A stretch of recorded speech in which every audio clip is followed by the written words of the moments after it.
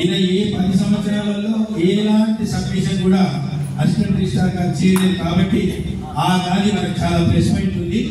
కాబట్టి ఆ దాంట్లో రేపు అయిపోయిన తర్వాత మనం అందరం కూర్చుండి దానికి ఇచ్చేయచ్చు. ఒకవేళ మనకు ఫేవర్ గా రాకపోయినా బైలాలో ఒక క్లాస్ ఉంది, 250 మంది శాశ్వత సభ్యులు కనుక ఒక మీటింగ్ పెడితే ఆ మీటింగ్ ద్వారా ఆయనని నిలదీసే అవకాశం అప్పుడు ఉంది.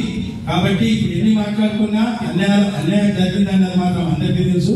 దీన్ని ప్రక్షాళన చేయాల్సిన అవసరం ఇంకొక విషయం, ఈ ప్రక్షాళన కమిటీ అన్నది నా ఉద్దేశం ప్రకారము ఈ ఎన్నికలతోనే ముగించవద్దని నా ప్రార్థన.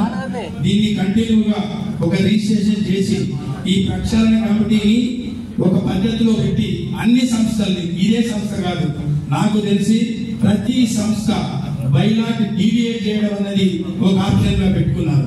ఎవరు బైలాని ఫాలో కాదు. బైలా అంటే ఓన్లీ ఎలక్షన్ అప్పుడే చూస్తారు, కానీ బైలాని ముఖ్యమైన పరిస్థితి లేదు.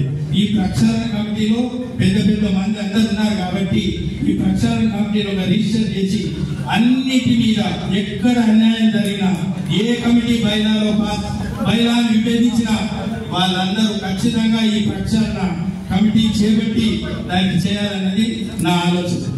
నేను వాస్తవంగా ఈ కాశీనాపురం సత్రంలో 100 మందితో నాకు పరిచయం ఉంది. ప్రతి వారు డిబేట్ చేయడం అసలు బైలా అనేది పట్టుకోరు. ఇది మంచి పద్ధతి కాదు.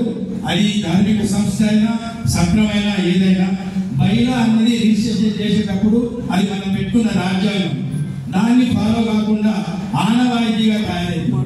ఇంకొకటి చెప్తే మీకు కోపం వస్తున్నా నాకు పర్వాలేదు, ప్రతి వాళ్ళు అధ్యక్షుడే అన్ని చేస్తారు, అధ్యక్షుడు మాటనే ఫైనల్.